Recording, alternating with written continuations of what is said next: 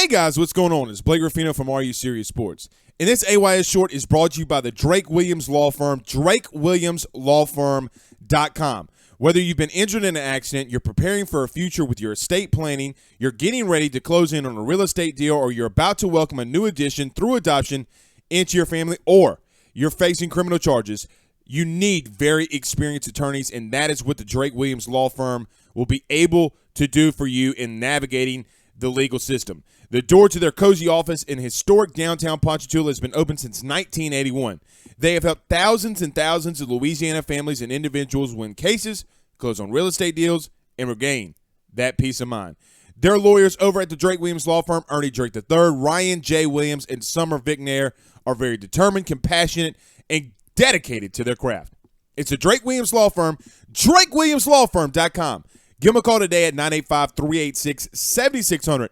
Tell them your good friend Blake Ruffino at AYS sent you on by. It's been too long, Mike. How's your week been going? Man, it's been good, man. You know, regular thing, getting it in every day. I hear you. Well, look, let's talk on that. Now, everybody that's in the chat right now, hit the like button, hit the share. We got Mike Jones with us.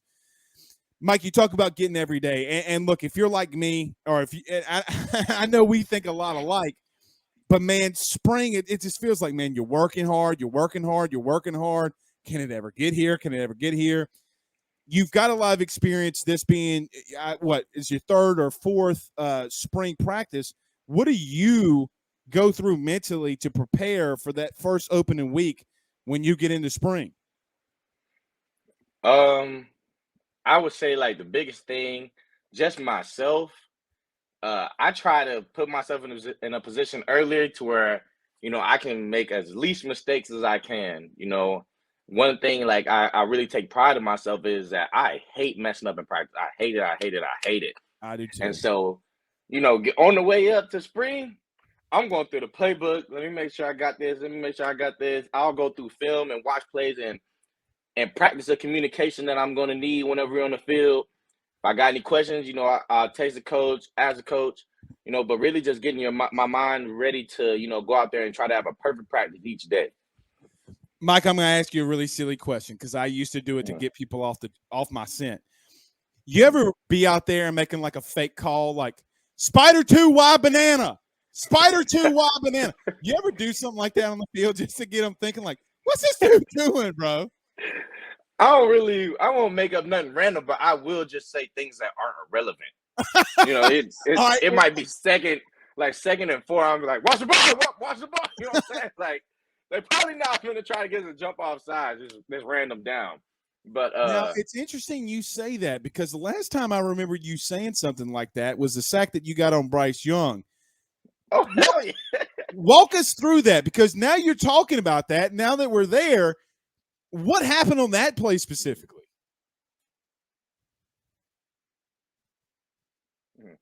All right, so with the call, I knew that I had to time it up, and I was trying to hit it fast.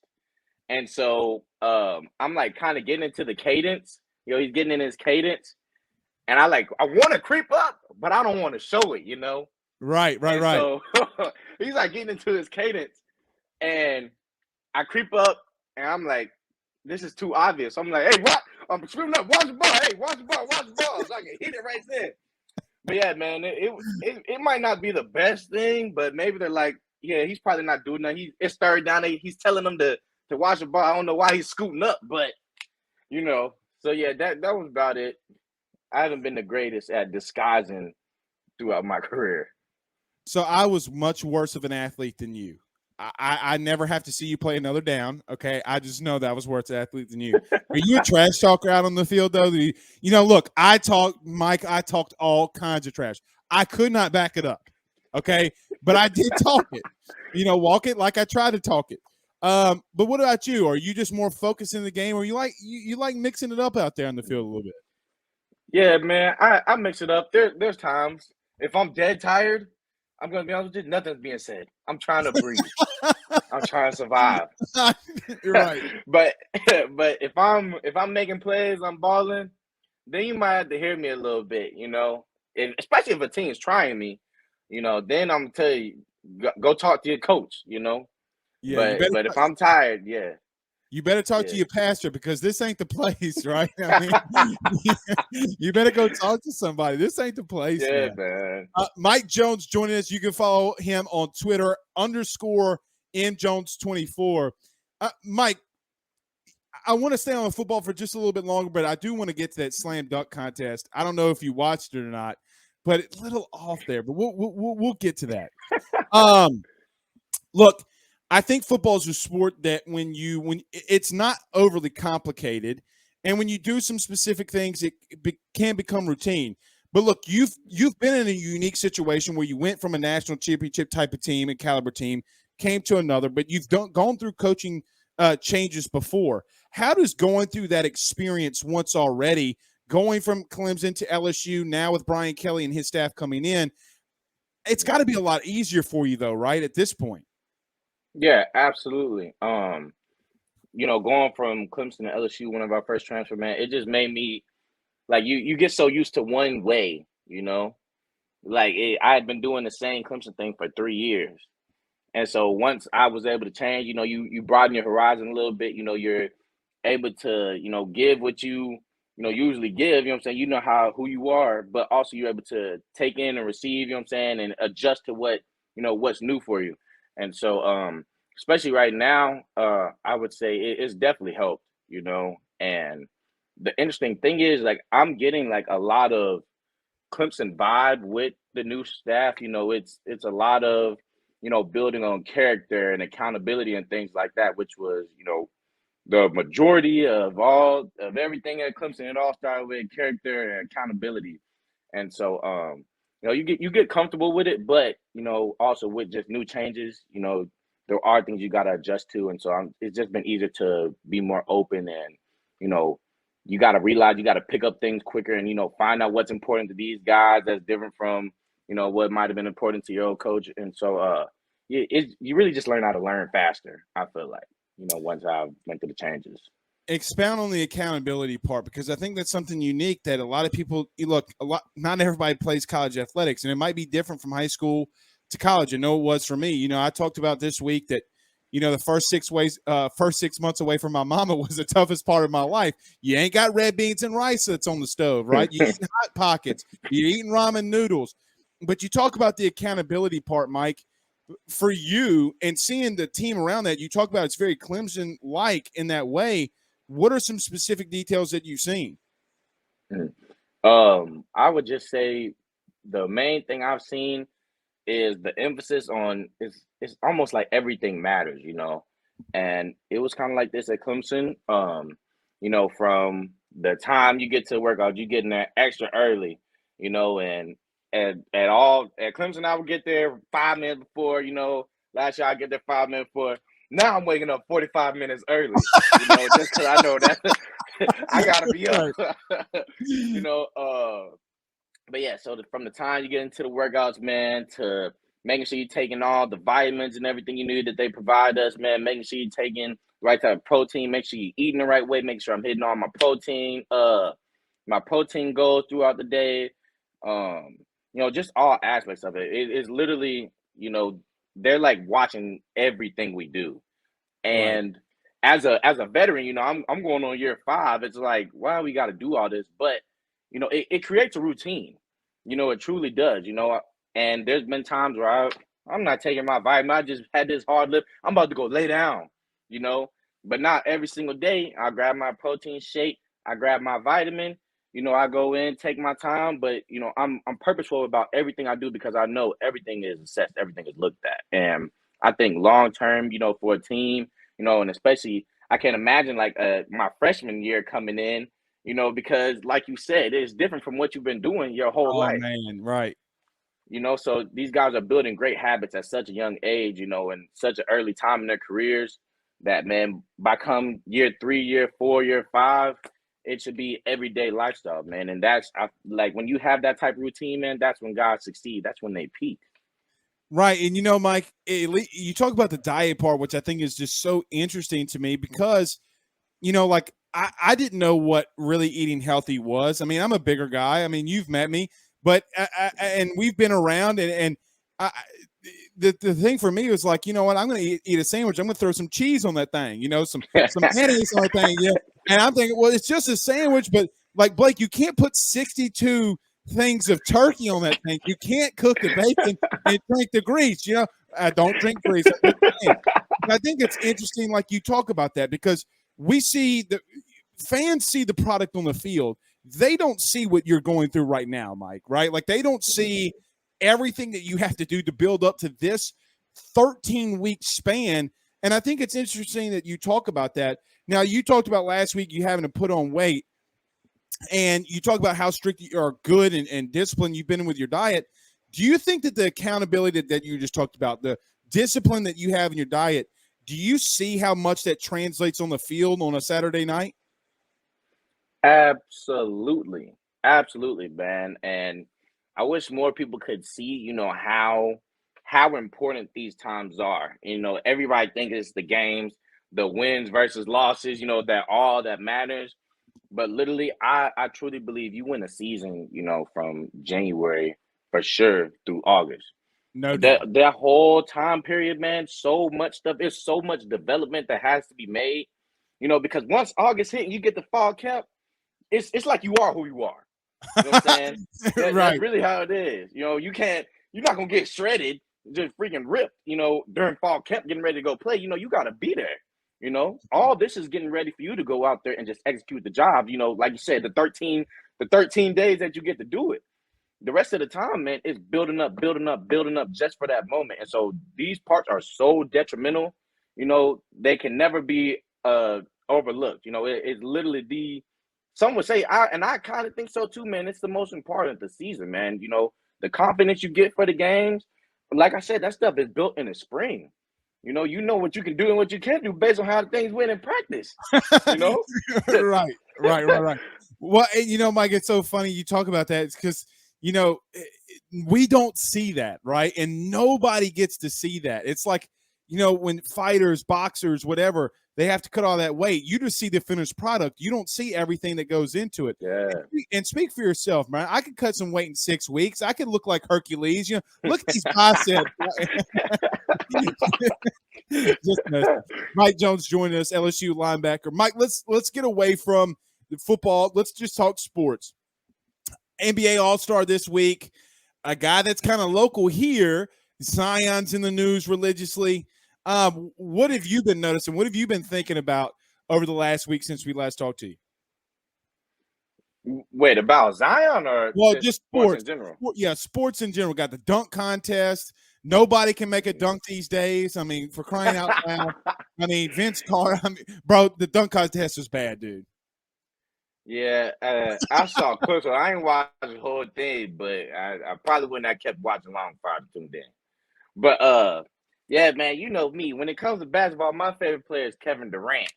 And so really all I've been thinking about is Nets. You know, how is James Harden going to transition? You know, Right. Really, can I give my man KD another ring? That's really all I've been thinking about. You know, I've been watching a little bit. I watched the All-Star game for a little while, but yeah, man, that's about it. Why are you such a big KD fan? Was he just somebody that you grew up watching, loving? Like, why are you such a big KD fan?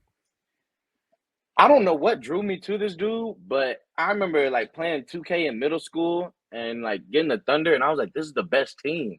They got this dude named Kevin Durant. They got a Russell Westbrook, and they got some dude named James Harden, and they are all great. Right. Since then, man, I've been a huge KD fan. It's kind of, you know, it's so funny you talk about that, and it's interesting because that's how I fell in love with LeBron. You know, growing up, like I remember MJ, but you know, I remember one of my buddies, Alex Billings, we were playing 2K, and he would go down the court, and it was when 2K, when you still had the shot meter, right? It would go green, and you'd have to get the ball in there. And he scored 89 points on me with LeBron James. So I'm like, bro, who is? And I was not big into basketball. We were in junior high, and he scores 89. And I'm like, well, bro, I gotta go get. He scores 91 points, by the way. He only scores 91 points. 89 goes to LeBron. He accidentally hit B or A instead, and he passed it and he goes up with it. That's the only reason it happened. So I gotta go get Kobe. and I'm just lobbing it up with Kobe. I'm hitting the Yeah.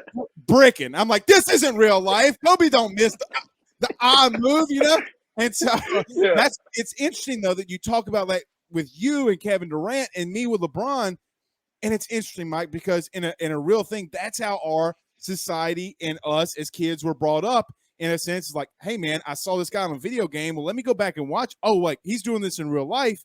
And I think it's Yeah. pretty cool. Yeah, man. Absolutely, man. I definitely became a KD fan because of 2K. 100%. Same. Let's get to a couple questions. Some fans are firing in here. We asked you this last time, but favorite place to eat. Have you found anywhere good that you like to eat? Tigers Avenue podcast as hashtag Ask Mike. There's a new, well, it's not new to me, but I've heard like recently a lot of people would go there. It's a chicken spot, man. It's called Triplets Blue Store. I got the best chicken I've ever had in my life. I truly believe that. Michael, I don't know your middle name, Jones. All right, listen, we could talk about the Blue Store. Hey, Jesus makes that chicken. Miss Anita don't make that chicken in the back. I know Miss Anita. The Blue Store chicken, Mike, tell them about it. This is not a paid promotion for the Blue Store chicken, but bro, it's so good. I'm tempted almost every day to go by and give me 12 wings. Almost every day. I got to make a choice every day to do what's best for me. Do you feel like, but Mike, I mean, you got to go there like long week of practice, Friday after a long week, you got to go to the Blue Store though. I got to. I have to. Oh, I have man. to. It's Mike, the start of a great weekend. Mike, I'm coming to Baton Rouge. Let's end the show. I'm coming to get. No, I'm just joking. I'm coming to get the Blue Store, dude. The red beans are on fire. Everything there is so good. I didn't even know at first. I was just eating the wings, man. Now I'm like, do I get the fried rice? Do I get? You know what I'm saying? They got so much stuff, man. They got potato wedges, everything. So, Mike, let me tell you something I did one time. This is how fat I am. All right, you ready? I invited like 12 dudes over and bought like $200 worth of the Blue Store just so I could have a piece of all of it and not feel fat about it tomorrow. That is hilarious. Oh my god. I couldn't help it, man. Like, hey, bro, you all want to come over? Well, Blake, you paying? Yeah, I'm paying. And it's all because I wanted a piece of everything. God, man. But it's so good. It's good.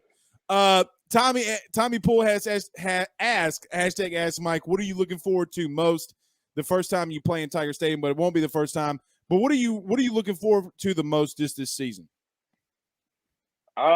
Just a sold out crowd, getting as loud as it can possibly get. Man, it's nothing like it. You know, I think back to a couple games last year, man.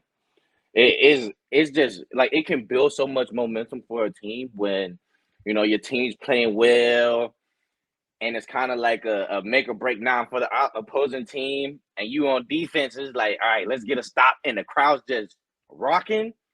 That's like, if I could bottle those moments up in my life and like just save them, I'd want to go through those right at the end and be like, that was a great time. But yeah, man, just seeing everybody packed out loud, you know, ready to watch the Tigers play, man, there's nothing like it. That's what I'm excited for.